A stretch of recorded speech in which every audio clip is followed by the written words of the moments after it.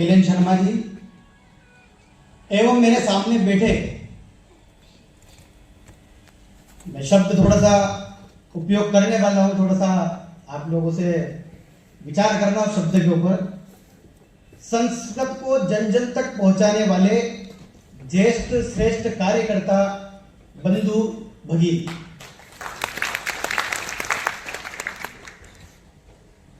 संस्कृत को जन जन तक पहुंचाने का काम हमारा है। इससे पहले मैं सब वक्ताओं ने बताया कि हमको श्रीमान अरुण जी का उद्बोधन प्राप्त होने वाला है, तो मैं संस्कृत में बोलने वाला नहीं हूं, मैं हिंदी में ही बोलूंगा। लेकिन एक शुरुआत जो है कहानी से करता हूं मैं। एक जंगल था और जंगल में एक शेर का परिवार रहता था। शेर का परिवार जो था वो अपना जीवन व्यापन शिकार करके करते थे। हमको मालूम है शेर की प्रवृत्ति होती है शिकार करना, शिकार करता था। शेरनी जो थी वो गर्भवती थी तो शेर जंगल में शिकार करने के लिए गया, उसको बोल के गया कि मैं आता हूं। लेकिन शेरनी गर्भवती थी, खुद की तो भूख थी से बच्चों को पालना, पेट में बच्चे थे, भूख जोर से लगी हुई थी। इसने भी सोचा कि कुछ न कुछ किया जाए, तो अपनी गुफा से निकल करके और जंगल की ओर चल दी। जाते जाते शिकार में थोड़ी सी दूर चली गई, और दूर चली जाती है तो कुछ शिकारी शिकार करने के लिए आते हैं, और जैसे ही शिकारी शिकार करने के लिए आते हैं तो वो शेरनी पर हमला करते हैं। शेरनी की मृत्यु होती है, लेकिन गर्भवती थी, पीड़ा के कारण वो बच्चे को जन्म देती थी। अब बच्चे को जन्म देती है तो 3 बच्चे पैदा होते हैं, 2 बच्चे मरे हुए थे, एक बच्चा जो था वो थोड़ा उतकता झाड़ियों के बीच में जाके खड़ा हो गया। छोटा सा बच्चा झाड़ियों के बीच में चला गया। शिकारी आए, शेरनी को लेकर के चले गए। अब वो छोटा सा बच्चा था, इधर उधर कूदक रहा था। उधर से कुछ भेड़ चराने वाले भेड़ चराते हुए निकल रहे थे, रास्ते में उन्होंने देखा शेर का बच्चा है। वो भेड़ों के बीच में सम्मिलित हो गया, हमने छोटा बच्चा है, क्या बिगड़ा है, चलने दो। भेड़ों के बीच में चलना प्रारंभ हो गया। अब रोज का क्रम बन गया, जंगल जाना वापस आना, जंगल जाना वापस आना, ये क्रम चल प्रारंभ हो गया। अब हम सबको मालूम है भेड़ों की आदत होती है, भेड़ों की एक आदत होती है कि वो आपस में क्या मारती है, सिर को मारती है, और उनकी आदत है में बोलना। वो शेर का बच्चा था, वो भी भेड़ों जैसी कृति करने लगा। एक दिन वैसे के वैसे वो शेर का बच्चा जो था वो भेड़ों के साथ जंगल में गया। अब जंगल में गया तो जंगल वाला जो शेर था वो शिकार करने के लिए निकला हुआ था। उसने जैसे ही दहाड़ लगाई तो सारी भेड़ बकरियां जो थी वो दौड़ना प्रारंभ हो गई। उनके साथ में शेर का बच्चा था, इनने कहा ये भी जारी, तो वो भी दौड़ना प्रारंभ हो गया। अब जैसे गया तो जंगल वाले शेर को मालूम पड़ा कि ये शेर का बच्चा जो है ये क्यों भग रहा। अब उसने वो शिकार करना तो छोड़ दिया, उसने जाकर उस शेर के बच्चे को पकड़ा और शेर के बच्चे को पकड़ करके बोला तुम कहां भग रहे? बोले महाराज गलती हो गई, आज के बाद जंगल में नहीं आऊंगा, गलती से आ गया मैं, मेरे परिवार के रिश्तेदार सारे लोग जा रहे हैं, मेरे को भी जाने दीजिए। उन्होंने कहा कि भाई तू शेर है। बोले महाराज क्या मजाक कर रहे हो, मेरा तो जीवन ही इन लोगों के बीच में हो गया, मैं शेर कहां हूं, शेर तो आप हैं। खूब समझाया शेर ने, इतना समझाया कि पूरा पच गया। उसने कहा ऐसे नहीं मानने वाला है भैया, अब करना क्या पड़ेगा। उसने कहा कि उस समय जंगल में तो कोई कांच वांच हुआ करते नहीं थे। उस शेर ने उस शेर का कान पकड़ा और पकड़ के कहां लेके गया, नदी किनारे। अब नदी किनारे लेके आ गया और नदी किनारे उसने कहा कि देख मेरा मुंह है। बोले हाँ। तेरा भी वैसे ही है? बोले हाँ। मेरी मूंछ है? हाँ। पूरा बताया। बोले बता तू क्या है? बोले महाराज गलती हो गई, कसम से आज के बाद कभी जंगल में नहीं आऊंगा। बोले कि तू शेर है? नहीं माना, 2-4 चीख लगे उसने। अब ये बार बार मार खाने वाला, किसी को बार बार मारोगे तो क्या करेगा, गुस्सा तो करेगा। उस शेर ने कहा चल तेरे को समझ में नहीं आ रहा, मैं धाड़ लगाता हूं। अब इस शेर ने जैसे ही धाड़ लगी तो डर के मारे कांपने लग गया। अब उसको कहा कि तू भी धाड़ लगा। अब उसने कभी जीवन में धाड़ तो सुनी नहीं थी, पहली बार सुनी शेर की धाड़। अब वो तो बकरियों के बीच में रहा तो में करना सीख गया। अब उसने धाड़ लगी तो उसे धाड़ निकले गया। फिर इस जंगल वाले शेर ने एक और खींच के उसको तमाचा मारा। मार करता क्या नहीं करता, तो मार खाने वाला जोर से दहाड़ा। जैसे ही दहाड़ा तो उसको ध्यान में आ गया कि मैं कौन हूं। अब बाद में वो जब उसको जंगल के शेर को और सामान्य शेर को मालूम पड़ेगा कि शेर उसके बाद से न वो भेड़ बकरी उनके पास में आए न वो चराने वाले उनके पास में। तो ऐसा कैसे हमारा भारत था? हमारा भारत जो कहते हैं कि सोने की चिड़िया था, दूध दही की नदियां यहां बहती थी। हमारे यहां एक श्लोक चलता था, ग्रामे ग्रामे सभा कार्य, ग्रामे ग्रामे कथा शुभ, पाठशाला मल्लशाला प्रति पर्व महोत्सव। ये भारत हुआ करता था। लेकिन कहते हैं कि इस भारत के ऊपर कई प्रकार के लोगों की निगाह थी। हम सब लोगों ने सुना होगा, हमने जापान गए होंगे, रूस गए होंगे, इंग्लैंड गए होंगे, अमेरिका गए होंगे, सब जगह गए होंगे, लेकिन भारत के अंदर यदि देखा जाए तो मां शब्द से संबोधित होता है तो वो कौन है? भारत। हमने सुना कि जापान को मां बोलते हैं, अमेरिका को मां बोलते हैं, लेकिन भारत को क्या बोलते हैं हम? मां। यह भारत देवताओं की भूमि रही है। और कहते हैं कि भगवान श्री रामचंद्र, श्री कृष्ण, इनने अपनी बाल लीलाओं से लेकर के अनेक प्रकार की लीलाएं कहां करी? इस भारत के अंदर करी। और कहते हैं कि जो संस्कृत का सप्ताह चल रहा, हम सब लोगों को ध्यान में है, संस्कृत के माध्यम से हमारी जो वाणी थी, देवताओं की वाणी, और राष्ट्रभाषा यदि थी तो वो कौन सी थी? संस्कृत थी। लेकिन ये दूध दही वाला देश, ये सोने चांदी का देश, इसके ऊपर अनेक प्रकार के लोगों की निगाह पड़ी। और कहते हैं कि कई प्रकार के लोगों ने भारत को लूटने का काम प्रारंभ किया। एक हमको पढ़ाया जाता है, जो जीता वही सिखाया जाता है, लेकिन वास्तविक देखा जाए तो हम कहते हैं, गीत में गाते हैं, पोरस की वीरता को झेलम तू ही बता दे, यूनान का सिकंदर था तेरे पे हारा। झेलम नदी को क्रॉस नहीं कर पाया। और हमारे बीच में पढ़ाया गया, जो जीता वही। ये क्यों पढ़ाया गया? इसका भी कारण मैं बताऊं। बाद में हमारे देश के ऊपर मुगल आए, अंग्रेज आए, सब प्रकार के लोग आए, कई प्रकार के आक्रमण। किसी ने मंदिर तोड़े तो किसी ने संस्कृति तोड़ी, तो किसी ने परंपराएं तोड़ी, किसी ने रीति रिवाज तोड़े, सब प्रकार के अलग अलग प्रकार के आक्रमण हुए। लेकिन जो अंग्रेज आए, अंग्रेजों ने भारत में व्यापार करने के लिए आए थे। अंग्रेजों ने जो काम प्रारंभ किया, फूट डालो और शासन, यह काम उन्होंने प्रारंभ किया। और जब हम विचार करते हैं कि फूट डालो शासन करो पे अंग्रेजों ने जो काम करना प्रारंभ किया, तो हम सब लोग देखते हैं 1947 के बाद भारत आजाद हुआ। लेकिन 47 के बाद का जो इतिहास लिख के गए, जो लॉर्ड मेकाले की शिक्षा पद्धति हम पढ़ रहे हैं, उसके अंदर यदि विचार करेंगे तो लॉर्ड मेकाले नाम का जो व्यक्ति था वो कभी भारत के अंदर नहीं आया। उसने भारत की रीति रिवाज, परंपराएं, संस्कृति किसी को नहीं जानी, और भारत का इतिहास लिख करके चला गया। और हमारे बीच में कर गया कि जो अंग्रेज आए, हमारी मानसिकता ऐसी बना गए, गुलामी की मानसिकता। आज पहली मानसिकता की सीढ़ी यदि हम देखेंगे तो बच्चे का जन्म होता है तो माँ बाप सबसे पहला विचार करते हैं, मेरे बच्चे को क्या पढ़ाऊंगी मैं? English medium. पहली मानसिकता कर गए। वास्तविकता से यदि हमारे ऊपर, हमारी संस्कृति के ऊपर आघात हुआ तो सबसे बड़ा आघात हुआ हमारी शिक्षा के ऊपर। क्योंकि हमको मालूम है, नालंदा, तक्षशिला जैसे विश्वविद्यालय भारत के अंदर थे। देश दुनिया के लोग पढ़ाई करने के लिए भारत के अंदर आते थे। जब नालंदा तक्षशिला विश्वविद्यालय जला, लगातार 6 महीने तक जलता रहा। उसमें उपनिषद, वेद, पुराण, कई प्रकार के साहित्य थे, वो सब जल करके क्या हो गए? खाक हो गए। दूसरी मानसिकता भारत के अंदर पैदा करके गए लोग, हम सबको मालूम है महाभारत का युद्ध हुआ, मैं उसका वर्णन नहीं करूंगा, लेकिन हमारे भारतीय लोगों की मानसिकता में प्रश्न चिन्ह खड़ा करके गए, महाभारत यदि घर के अंदर रखोगे तो घर में क्या होगी? महाभारत होगी। यह शब्द बोल के गए नहीं गए? किसने बोला है? अंग्रेजों ने बोला। जबकि महाभारत के अंदर से गीता सबके घर में पढ़ी जाती है, गीता के श्लोक सबके घर में पढ़े जाते हैं। यदि महाभारत में होते तो गीता कहां से आती? लेकिन हमारे मानसिकता के अंदर ये प्रेरित कर दिया गया कि जो है भगवद गीता यदि घर के अंदर रखो, महाभारत यदि घर के अंदर रखोगे तो घर के अंदर क्या होगी? महाभारत। ऐसी मानसिकता हमारी बना के गई। धीरे धीरे देखा जाए तो सबसे ज्यादा यदि हमारी मानसिकता पर जो प्रहार हुए, कई प्रकार के प्रहार हुए, समय की मर्यादा इसलिए मैं ज्यादा विषय नहीं रखूंगा, लेकिन इतने प्रकार के विषय रखे गए। देवताओं की भाषा, आज भी हम कोई सा सीरियल यदि देखते हैं तो उसके अंदर संस्कृत आती है, लोगों ने अंग्रेजी को श्रेष्ठ मान लिया। क्यों? अंग्रेज भारत से चले गए, अंग्रेजी छोड़ गए।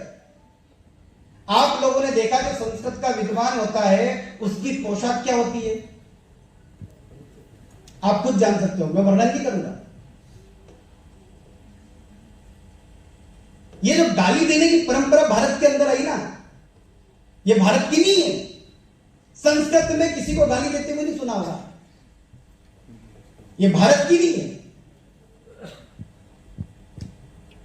लेकिन वास्तविकता से जो हमारे गुरुकुल जो चलते थे या बैठे हुए हैं, ये परंपरा आज से नहीं, आदि अनादिकाल से हमारे चली आई है। भगवान राम भी जब शिक्षा अध्ययन करने के लिए गए तो कहां गए थे? गुरुकुल के अंदर गए थे। लेकिन हमारी मानसिकता ऐसी बना दी गई, मेरा बच्चा यदि बड़ा होकर के पढ़ेगा तो वो कहां पढ़ेगा?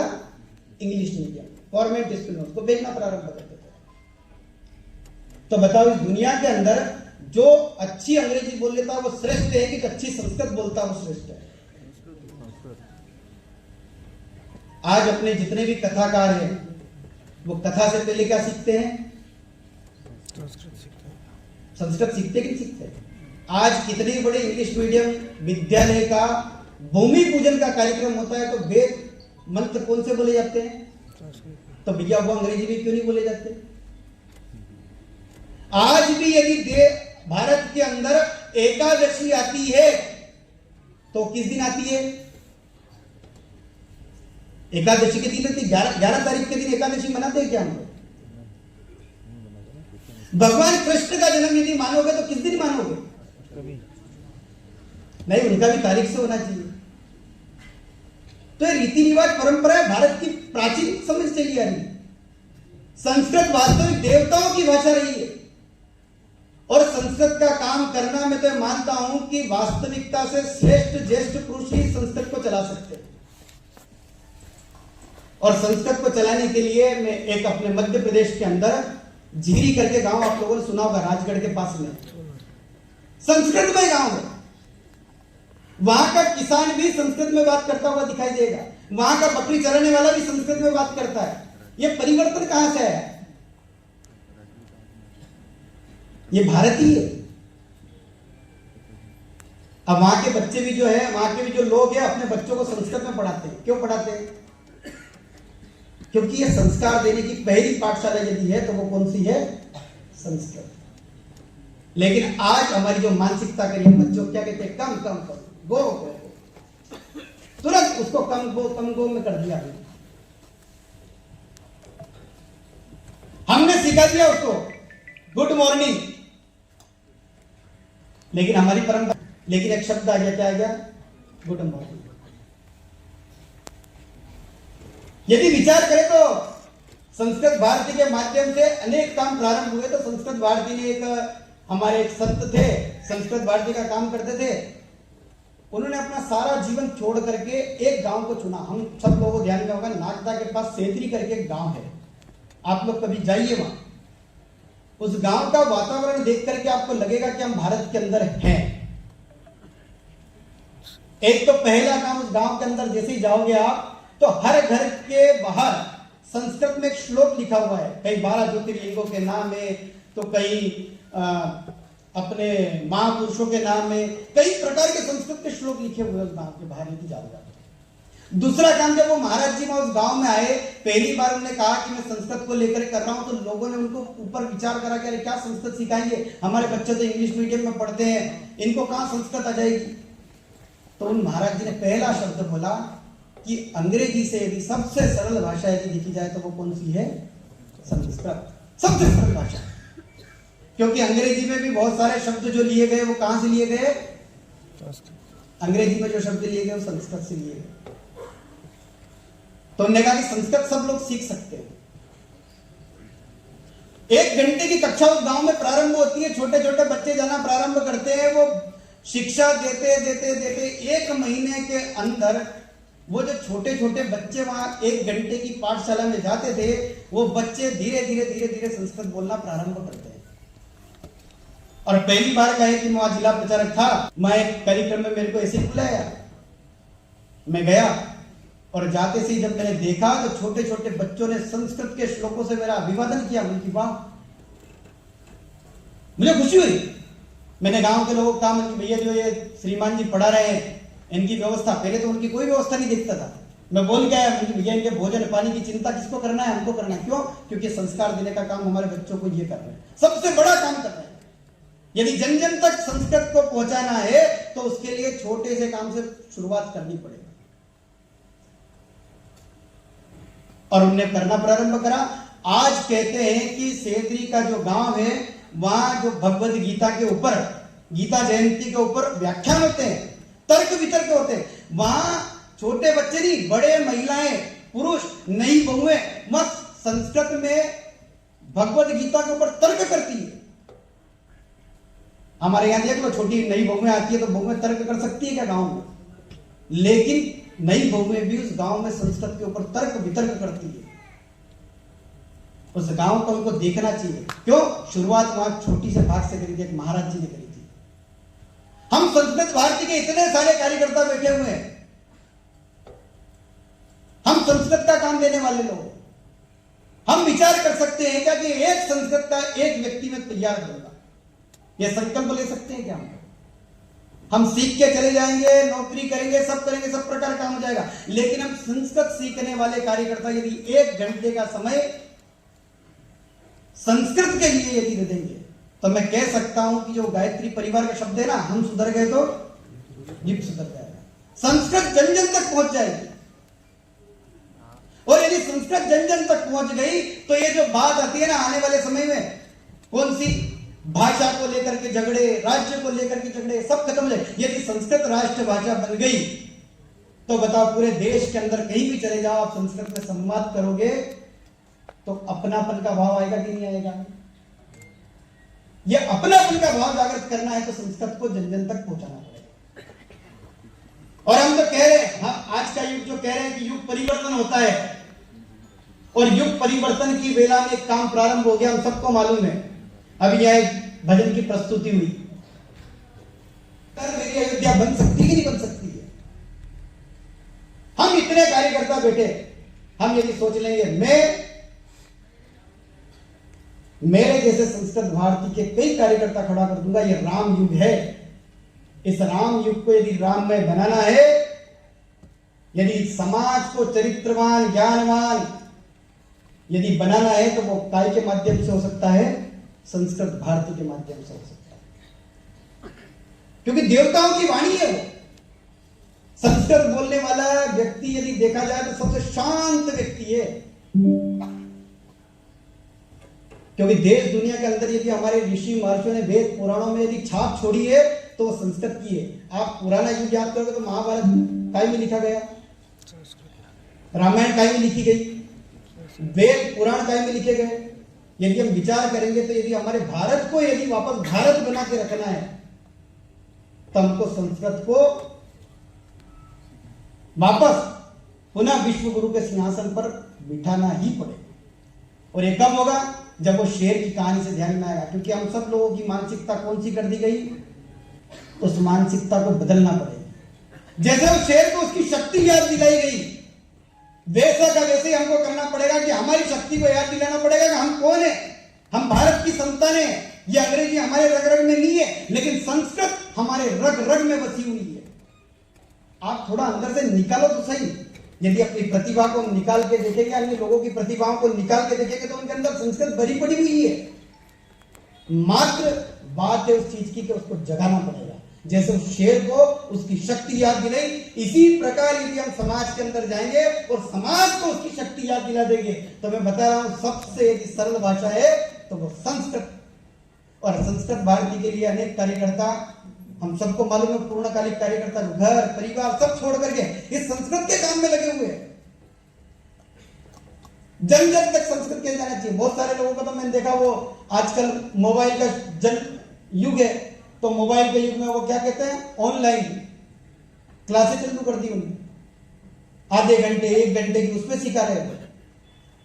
अपने एक संस्कृत भारती कार्यकर्ता आए थे यहाँ विस्तारक के रूप में, वो आए तो वो पूरा झोला लेकर के जा रहे, मैंने पूरा झोला लेकर के, बोले भाई साहब एक चीज बताता हूं, पेन को संस्कृत में क्या कहते हैं, सब्जियां लेके चले। एक दिन तो मैंने कहा सब्जियां लेके क्या, बोले भाई साहब मैं क्लास में जा रहा था, उनको बताऊंगा इस सब्जी को संस्कृत में क्या बोलते हैं।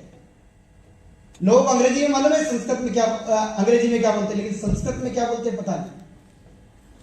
तो उन्हें छोटी छोटी चीज, तो क्या हम शुरुआत जो या कार्यकर्ता बैठे हैं, क्या हम हमारे घर से शुरुआत कर सकते हैं क्या? तो हमारे घर में पंखा होगा, पंखे को संस्कृत में क्या बोलते हैं, लाइट को संस्कृत में क्या बोलते हैं, चुटकी को संस्कृत में क्या बोलते हैं।